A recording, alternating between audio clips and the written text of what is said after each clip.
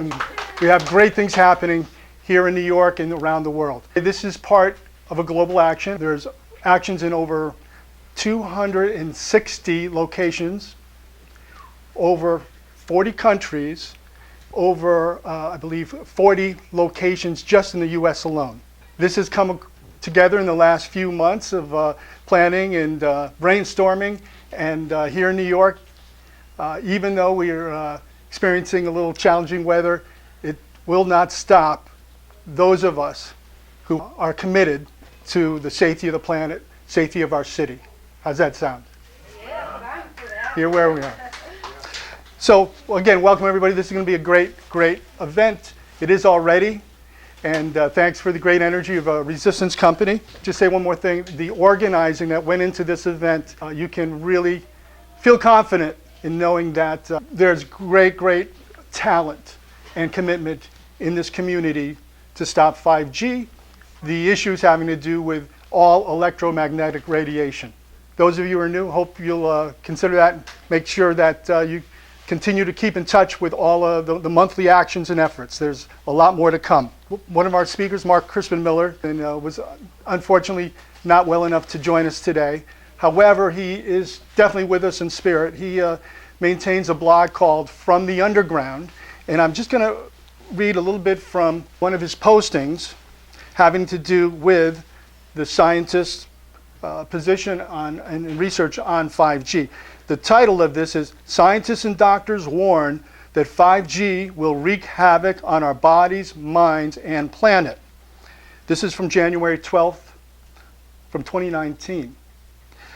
Over 230 scientists from more than 40 countries have expressed their serious concerns regarding the ubiquitous and increasing exposure to EMF generated by electric and wireless devices already before the additional 5G rollout. They referred to the fact that numerous recent scientific publications have shown that EMF affects living organisms at levels well below most international and national guidelines. Effects include increased cancer risk, cellular stress, increase in harmful free radicals, genetic damages, structural and functional changes of the reproductive system, learning and memory deficits, neurological disorders, and negative impacts on general well-being in humans. Just a show of hands, how many people here have felt those effects? Quite a few. That's about almost half of the audience here. Damage goes well beyond the human race, as there is growing evidence of harmful effects to both plants and animals. An increasing part of the European population is affected by ill health symptoms. Again, this was part of the international appeal, scientist appeal. An increasing part of the European population is affected by ill health symptoms that have for many years been linked to exposure to EMF and wireless radiation in the scientific literature. The International Scientific Declaration on EHS and Multiple Chemical Sensitivity in Brussels 2015 declares that, in view of our present scientific knowledge, we thereby stress all national and international bodies and institutions to recognize EHS and MCS as true medical conditions which, acting as sentinel diseases, may create a major public health concern in years to come worldwide, i.e. in all the countries implementing unrestricted use of electromagnetic field-based wireless technologies and marketed chemical substances. Inaction is a cost to society and is not an option anymore. We unanimously acknowledge this serious hazard to public health, that major primary prevention measures are adopted and prioritized to face this worldwide pan-epidemic in perspective. Thank you, Mark, and thank you to all the researchers that have this wealth of knowledge for all of us to gain from.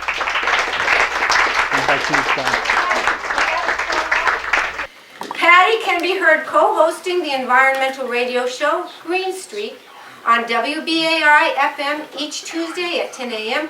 with her husband, Doug Wood, with whom she has created key websites including Americans for Responsible Technology and 5G Crisis. This is actually wonderful to see so many of you. We were in the room across the hall not too long ago with another good crowd talking about this very same issue. Just a little news update so everybody kind of knows what's going on around the tri-state area. Connecticut passed a law to fast track 5G.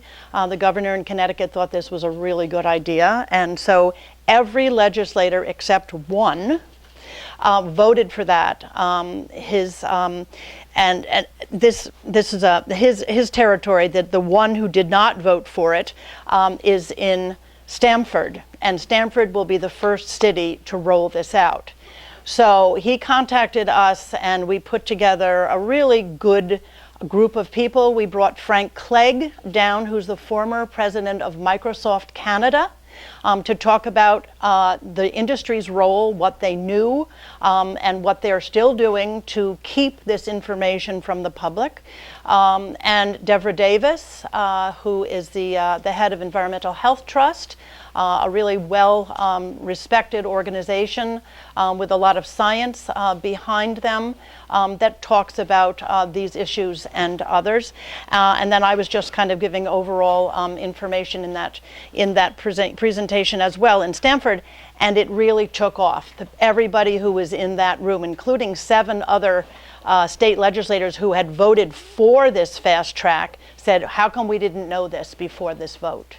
So we're seeing a lot of action now against this in Connecticut, so that's excellent.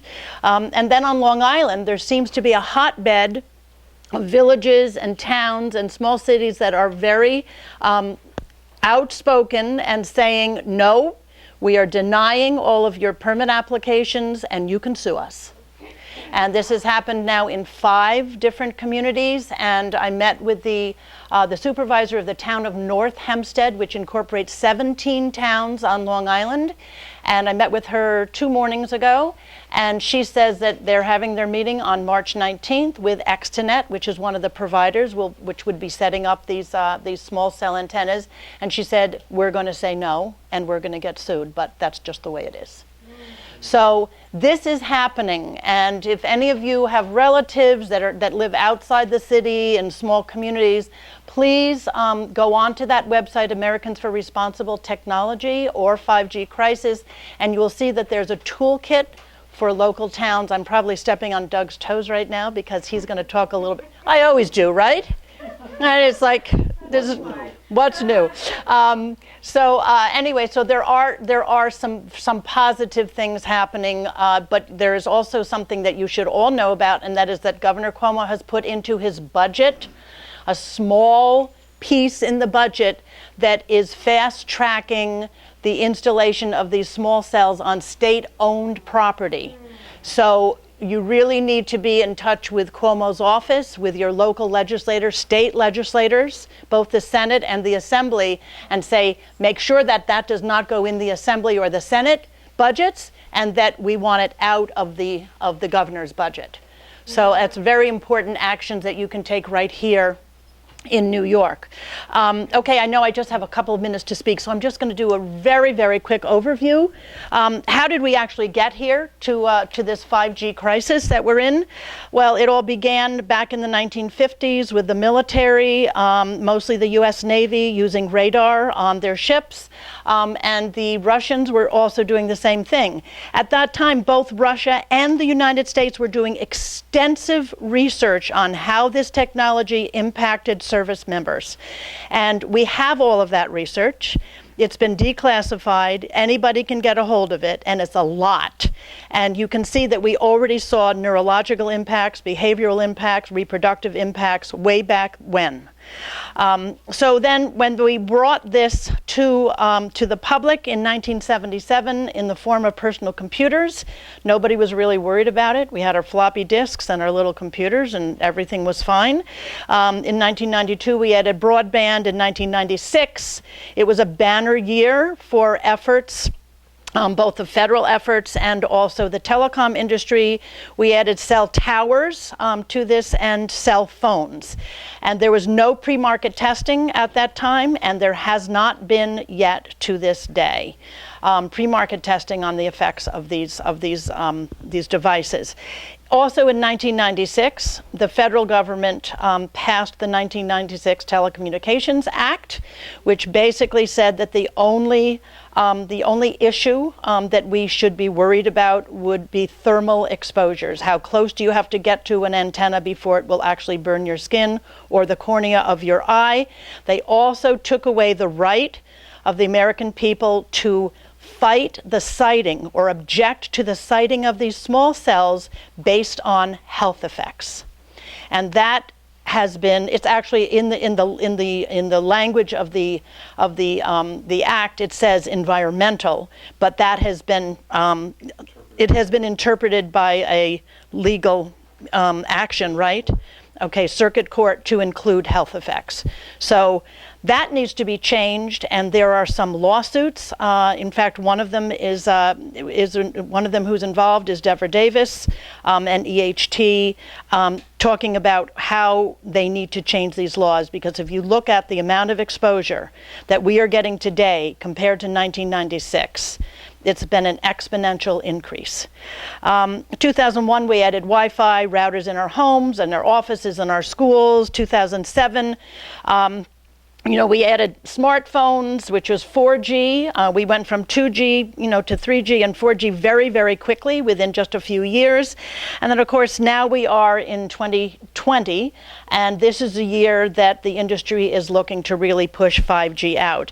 And, why? For virtual reality, for faster downloads, Internet of Things, self-driving cars. None of these things are really technologies that they've worked all the bugs out of, and they may never work the bugs out of these technologies.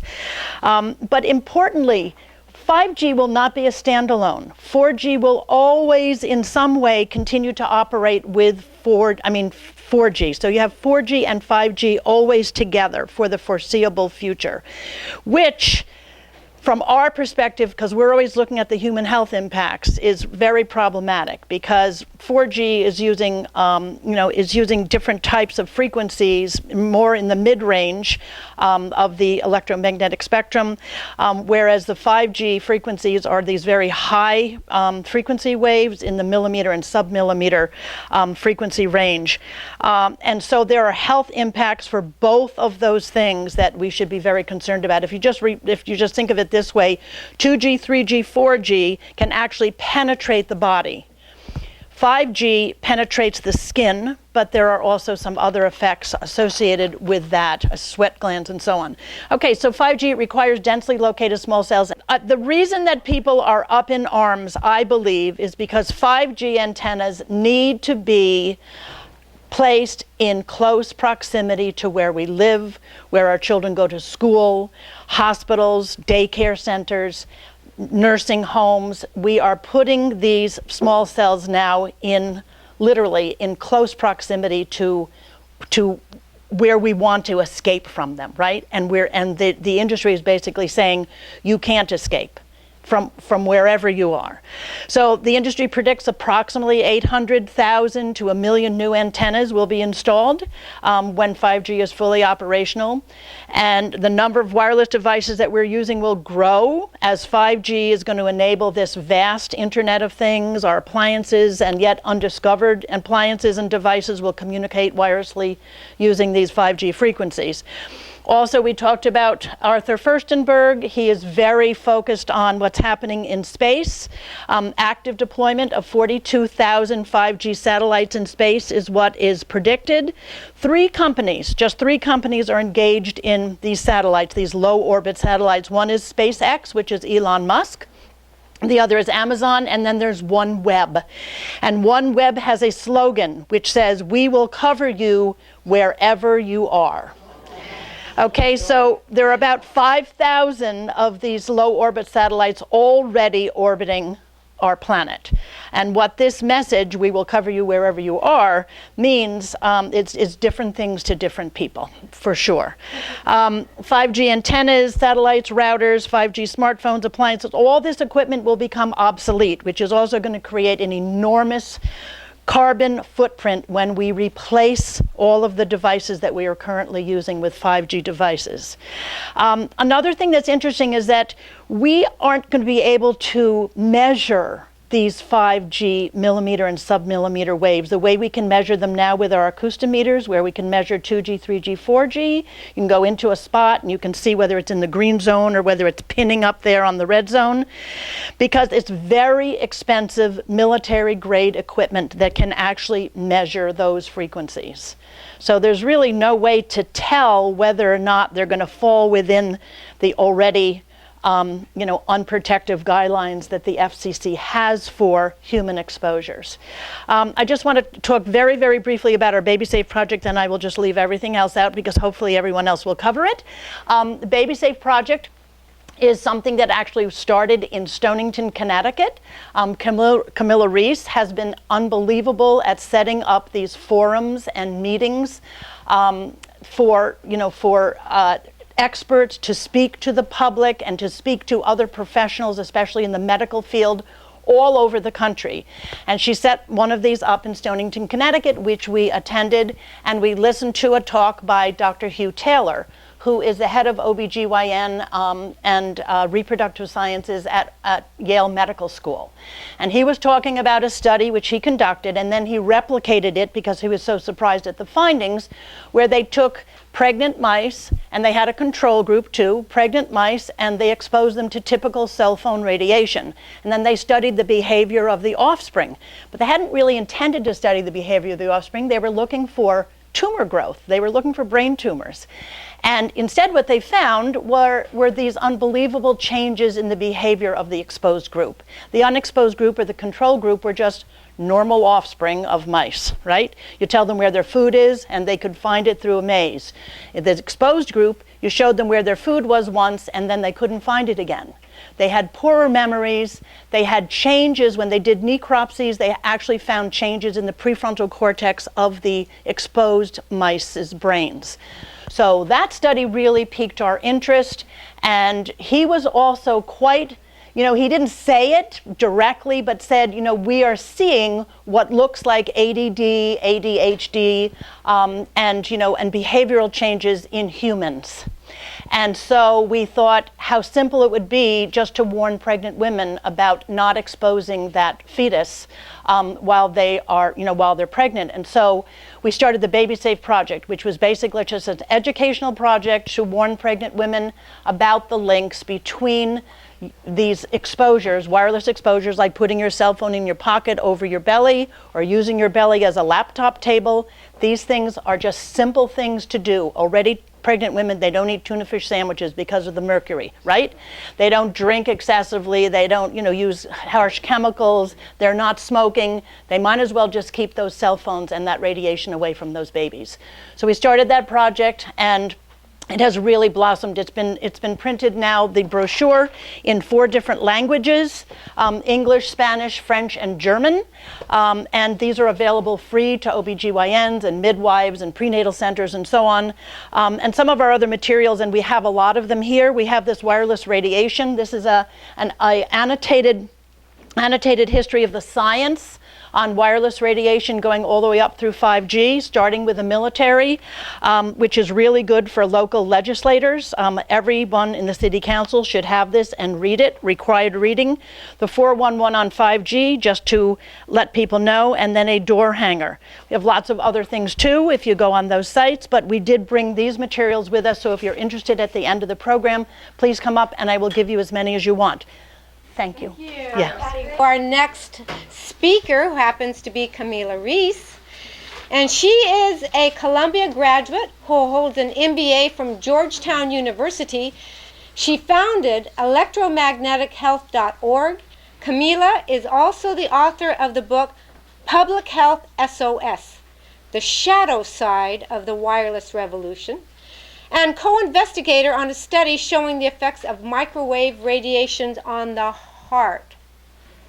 As a co-founder of the International EMF Alliance, a consortium of more than 100 activist groups, She serves as Senior Policy Advisor to the National Institute for Science, Law, and Public Policy in Washington. I've been an activist on this topic for 12 years after I got very sick or injured from exposure to a wireless router on the other side of the wall from my bedroom pillow.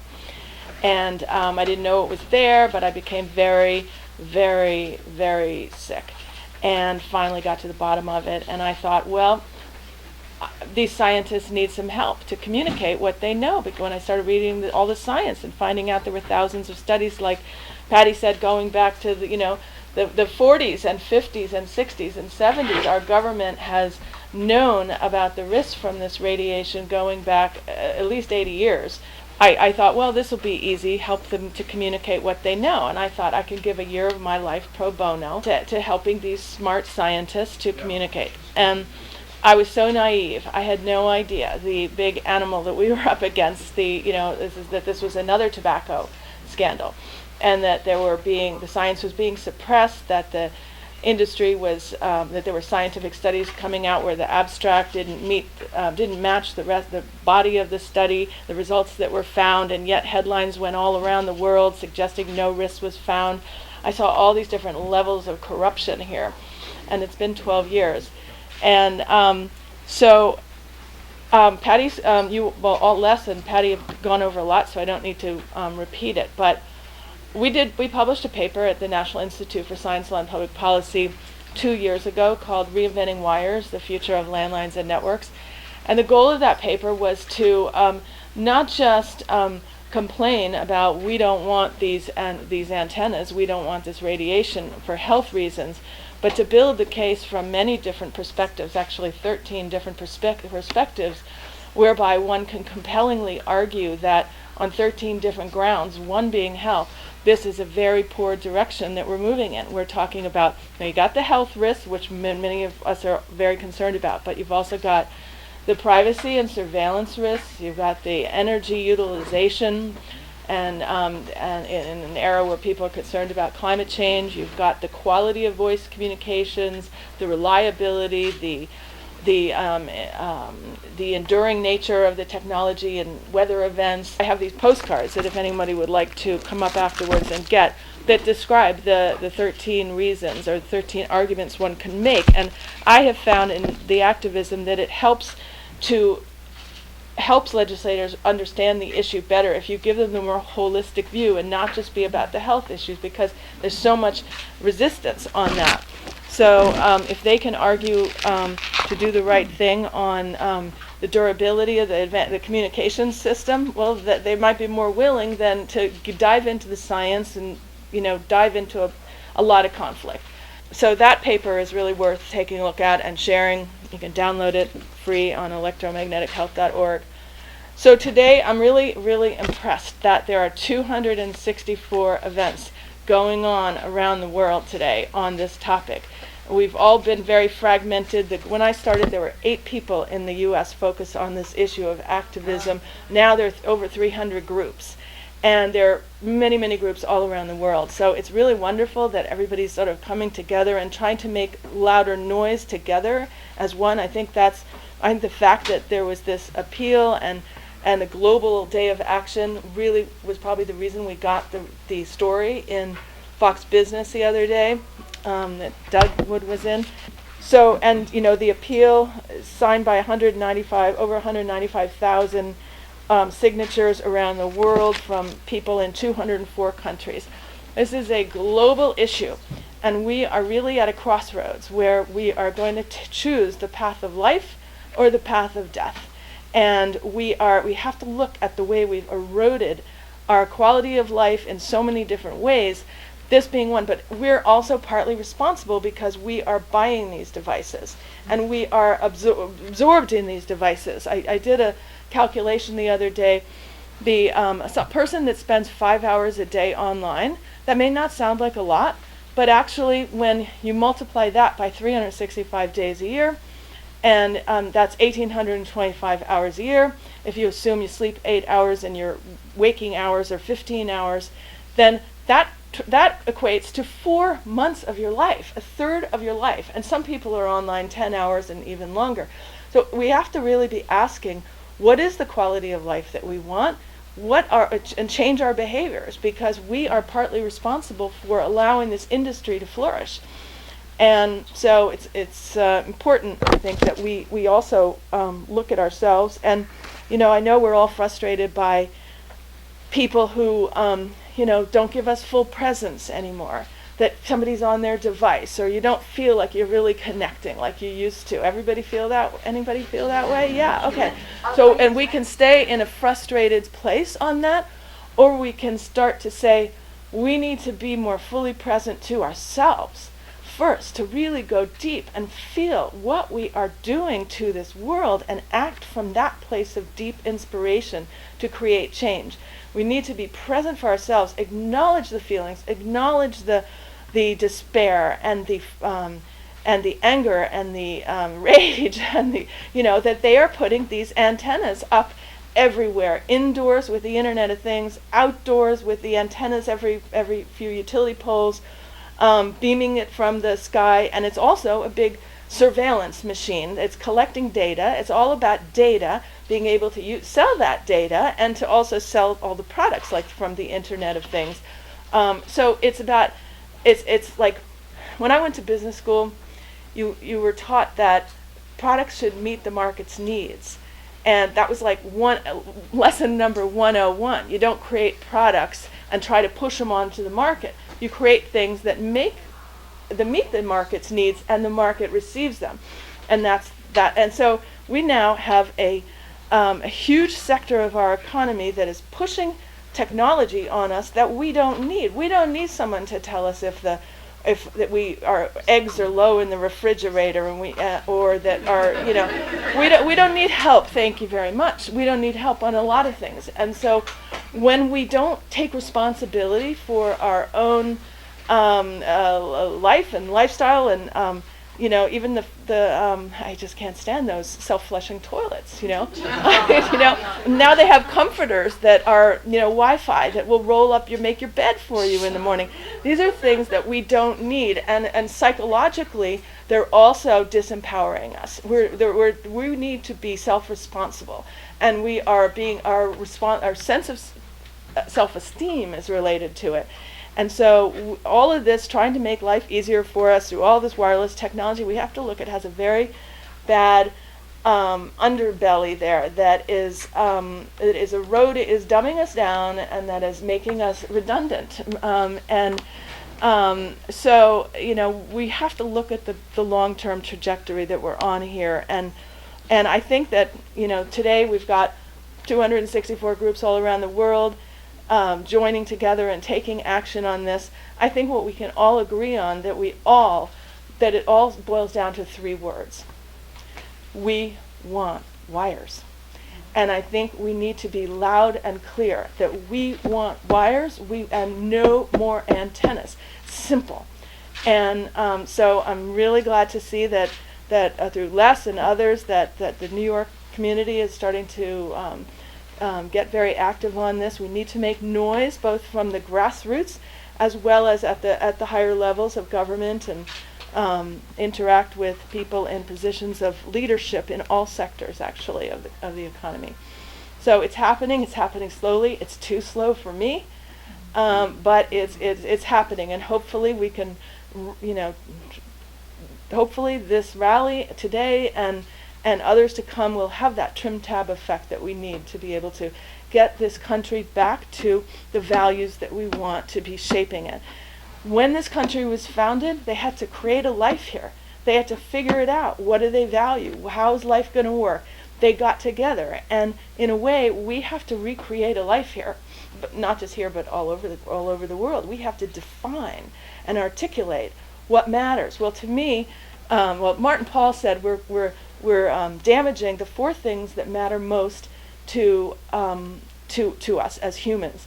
We're damaging our health, we're damaging our brain function, we're damaging the integrity of our genome, and we are impairing our reproductive capacity. So those would be 4 to start with, but we can name more of what do we value, what do we want, and start advocating for it. So what's clear is we want wires. So I'll end with that. I have this little book The Wireless Elephant in the Room. I'm willing to give it away for free if somebody wants to come up with money to fund the printing of it. The idea was like a Thomas Paine's Common Sense, something that could go out everywhere. We don't have the funding to do that right now, but you can download it free online at Manhattan Neighbors for Safer Telecommunications. This is, and everybody needs a meter to really know this is, well, there's not too much in here, actually. That's pretty good. But I just encourage people, especially people who are new to the issue, to get a meter so you really know what we're talking about. This is invisible, and it is everywhere. And there are some areas that are much more dangerous than others, and there's so much you can do on your own in your own home to minimize your exposure and risk. So I want to just say one other thing, if I can. We had a program in California recently where we had we had somebody formerly from the telecommunications industry who's been doing a lot of research into the biological effects. And it looks like the 5G is not just going to be affecting us at the skin level. It's actually affecting the water in our bodies. And the water is, it turns out, a communication system. It's the real internet. It's the invisible internet by which we communicate with the soil, with the sky, with the plants. It's all there, and they're all emitting natural electromagnetic fields. And and communicating via water. And so this radiation is interfering with the planetary communication systems, and hasn't been published yet, but it will, and it's terribly important. I can't stress enough the seriousness of the mistake that we're making going down this direction. So thank you very much.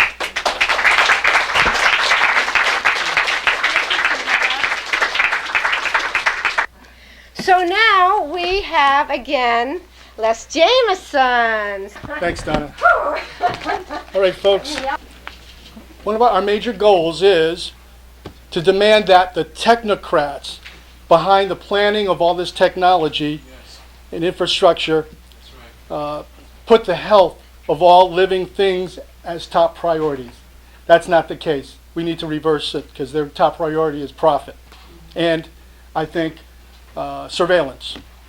This means saying yes to fiber optic networks and saying no to the wireless cells that we're seeing on our rooftops and lamp posts and telephone poles almost everywhere you turn.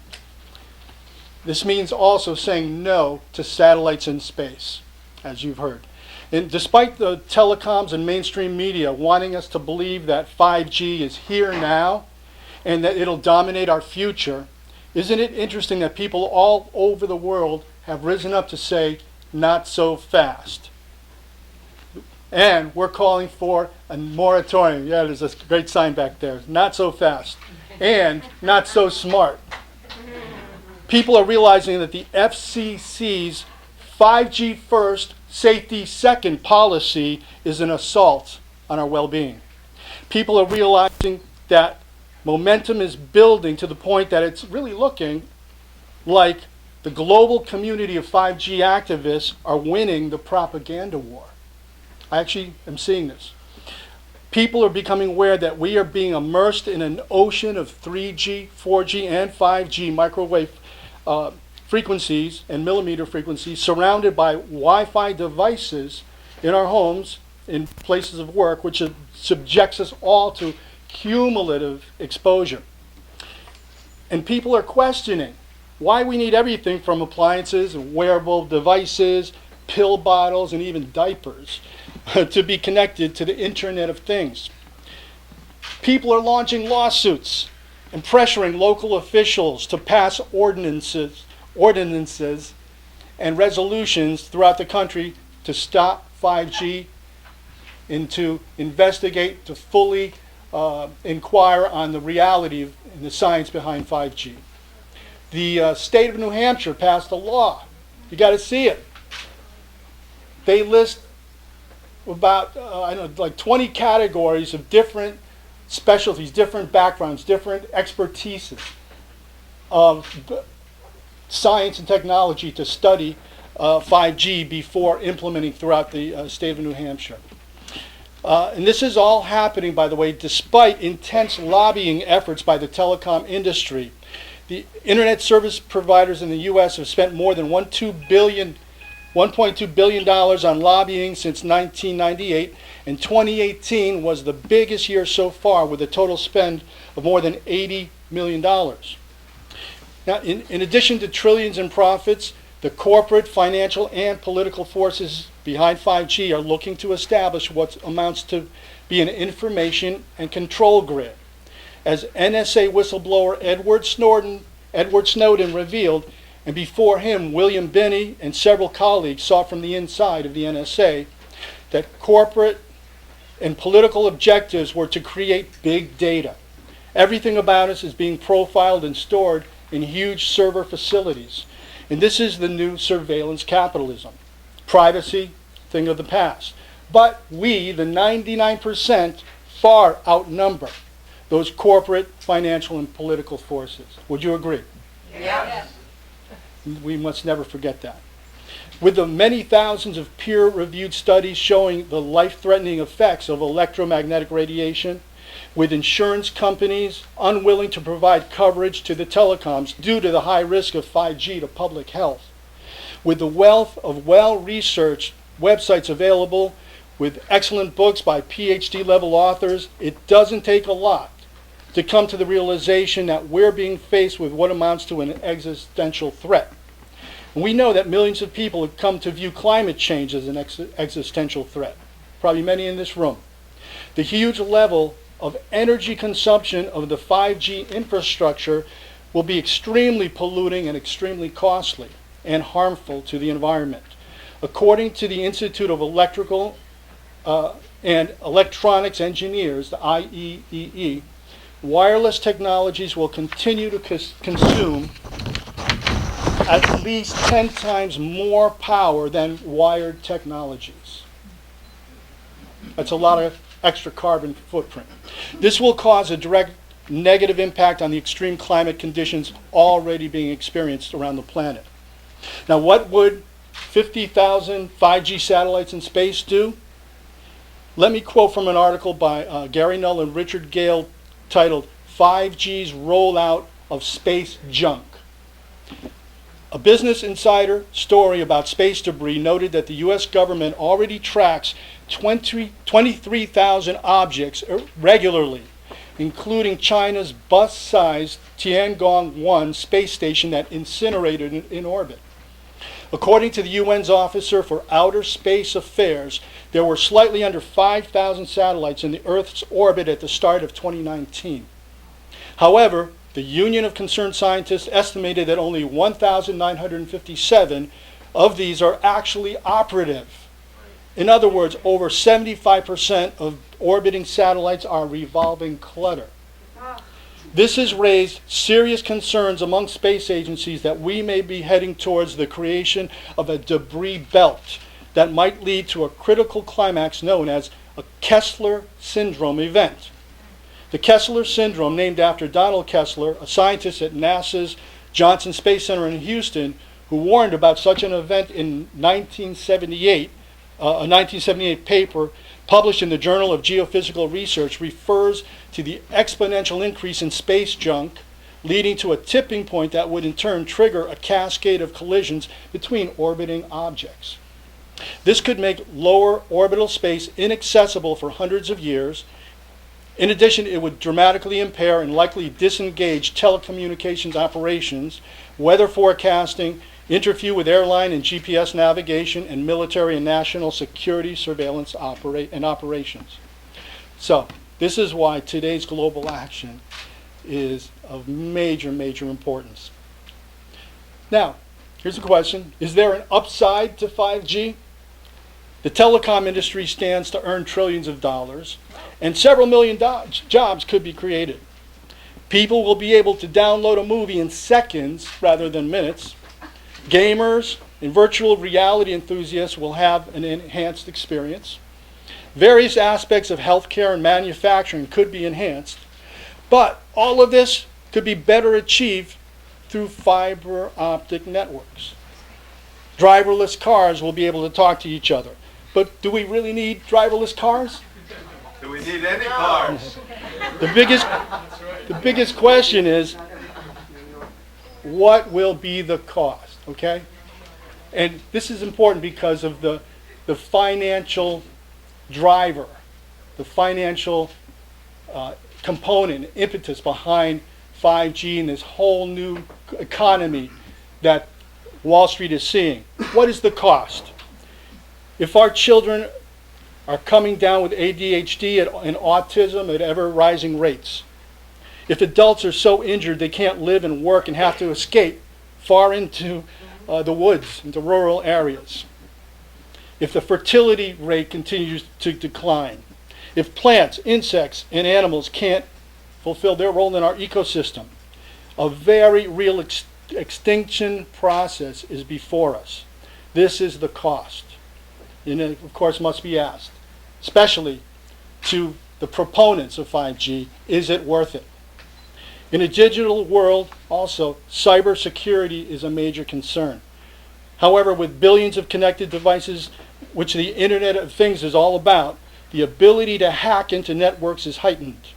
This has ramifications for individuals, companies, and countries. The national energy grid could be targeted and brought down. The vulnerability has to be thoroughly understood, and if we cannot be protected, this is yet another level to the insanity. Until 5G has been scientifically proven safe, which it hasn't, and I would assert will not be proven safe, rather than treat the public like one huge laboratory, I would propose that the telecom executives, members of the FCC, proponents from media and Wall Street should volunteer to have 5G antennas outside their homes and their place of work. Since they stand, well, it makes sense. Since they stand to earn huge profits, it surely would be worth a small investment of conducting medical tests before and then throughout their exposure over, say, a 3-year period. They would be considered upstanding citizens by putting the public interest above profits. Much of the U.S. effort to deliver 5G also is to win this race against China, right? However, with so many countries around the world taking actions to stop 5G and prohibit wireless in schools and keep permissible levels of electromagnetic frequencies at a low, this is a false argument. Now, how does the push to roll out 5G apply to New Yorkers? According to a Sprint report dated August 27, 2019, Sprint True Mobile 5G will cover approximately 1.7 million people in New York City with service available in parts of Manhattan from Central Park to the southern tip. Sprint 5G service is available in parts of Midtown, East and West, and it goes on to list neighborhoods throughout Manhattan. Also, you've probably seen Verizon ads saying, "We do 5G right." How can Verizon do 5G right if there has never been any independent peer-reviewed testing establishing 5G as safe, and there's so many examples of injured people? How can they do it right when they're these people are sickened by EMFs even at the level of 2, 3, and 4G? So this amounts to a very real example of brainwashing the public through highly repetitive, slick advertisements to persuade the public that they won't be able to do without 5G. We don't want a repeat of previous consumer items, disasters, pharmaceuticals, pesticides, and industrial chemicals which have harmed millions of people. Whether satellites in space or antennas everywhere, we're dealing with a ticking time bomb. Now here's some good news. There are effective actions that are being taken and that we in this room can take. I would assert that this group of people here can turn into 10 times this size in the coming months. Picture it. And what we would do is become a force that the policymakers here in New York, when it comes to technology policies, will have no choice but to listen to. And we would be doing them a service, and the rest of the city a service, the rest of the country a service. All this means is, and it's very time effective. What this means is being part of teams to make calls to our local officials at the city level and the state level and congressional level. We have a lot to work with. We have simple scripts to follow. You don't even have to do the research. And although we encourage you to do it, but we have everything in place.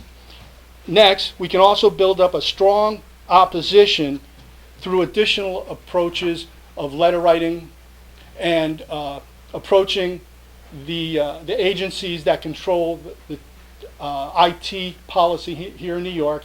It's already been started, and there's much more to come with that. So I want to encourage everybody to make sure that you watch for this and look to see how you can participate. What this means is, if you're seeing cell antennas going up in your neighborhood, or you suspect it's coming, now is the time to get into action with us.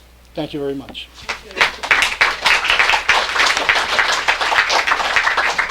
And now we have Doug Wood, who is a communications professional and political strategist who helps to shape legislation on environmental issues.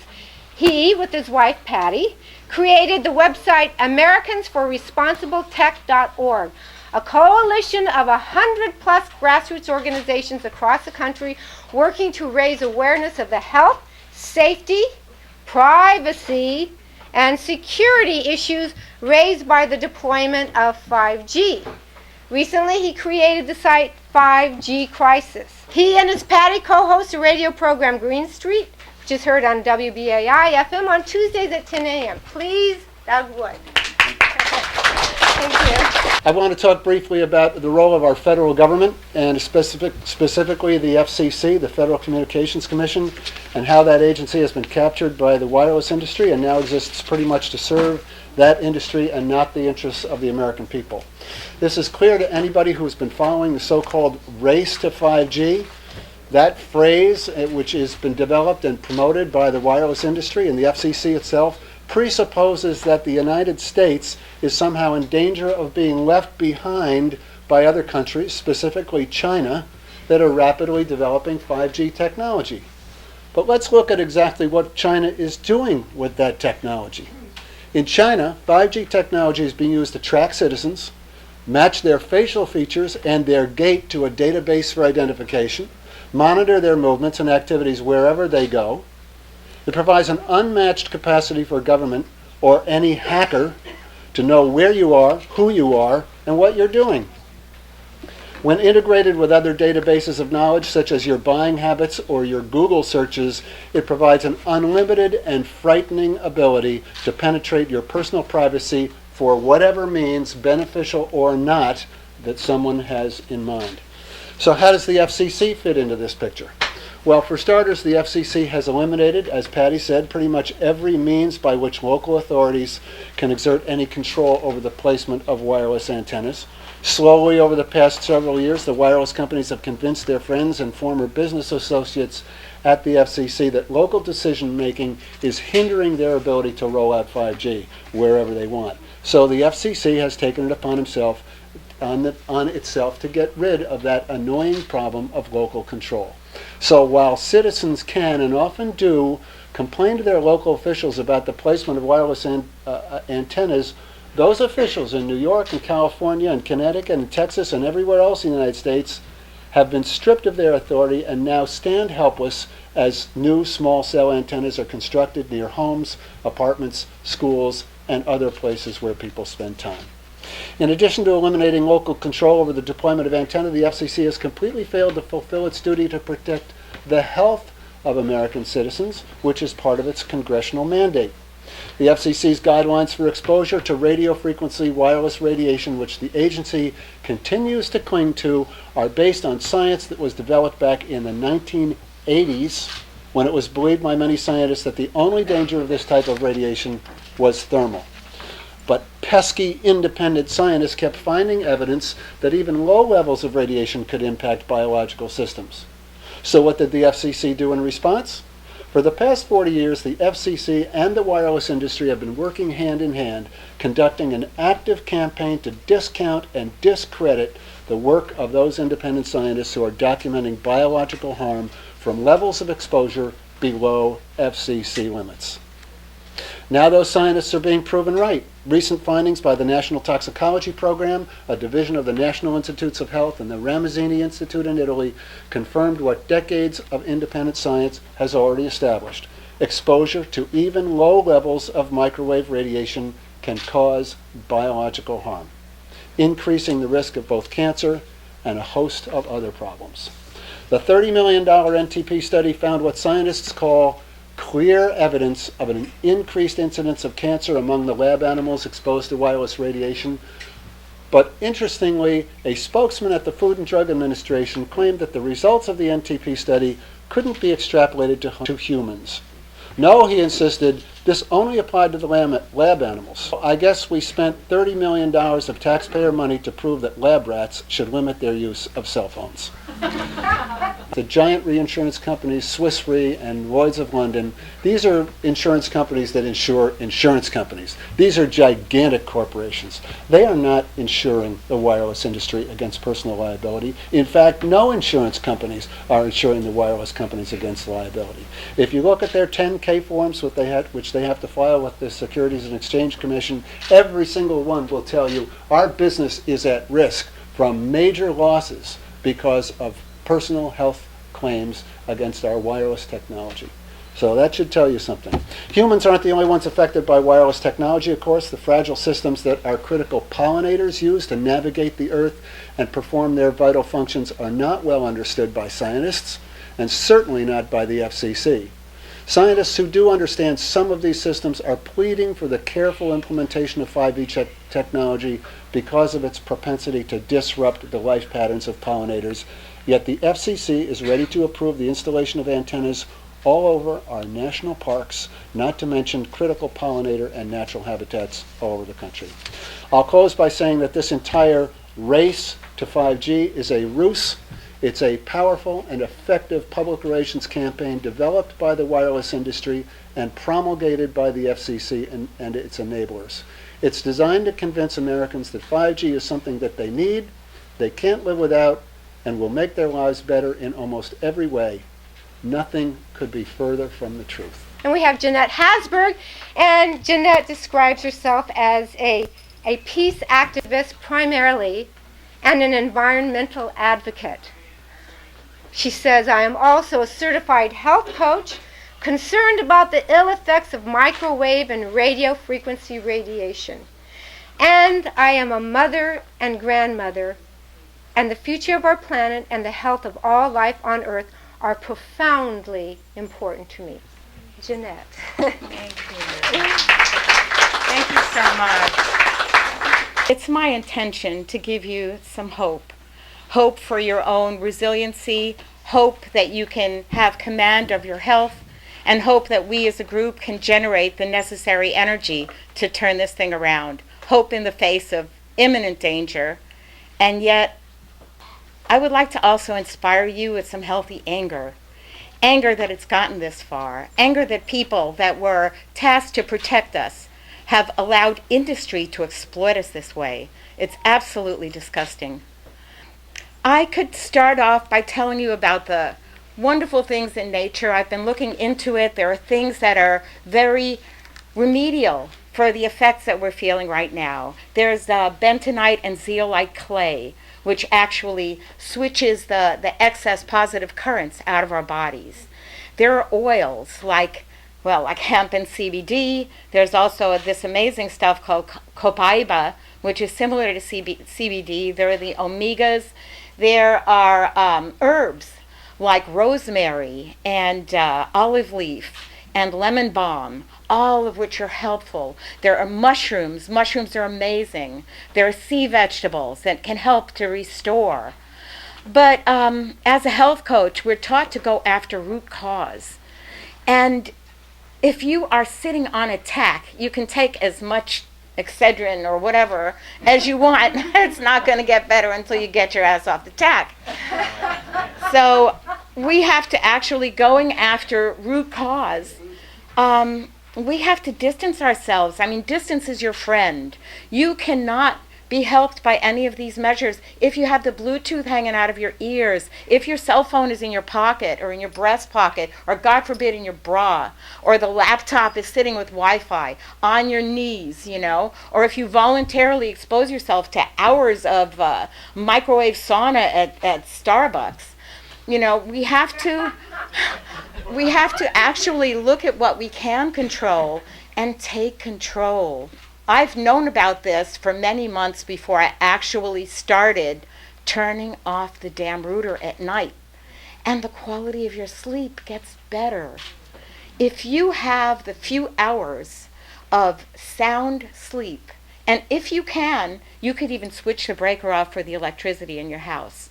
If you fill bottles with cold water and keep them in the fridge, your food will stay cold and fresh. So you can just take the risk that for 6 or 7 hours, everything's off. But if you can reestablish that grounding, healing sleep, you will rebuild your melatonin, which fights a lot of these diseases that we're talking about. We are designed and we have evolved to resonate with the human resonance of the earth. Everything has. The bees, the plants. People have actually applied devices that will give the restorative current to the brain that will help people out of depression. And if it's applied to your body in other ways, it can actually rebuild the minerals in your bones. We know that these waves are harmful to us, all of the waves, all of the major chronic diseases that are causing harm. But actually, the scariest feature to my knowledge is what it does to our brains. Rat studies have already been told to us. The rats are our champions. Hail the rats. This is the year of the rat coming in with Chinese New Year. And they have led the way in showing those ADD rats that take 3 times as long to find their food. This is a survival strategy.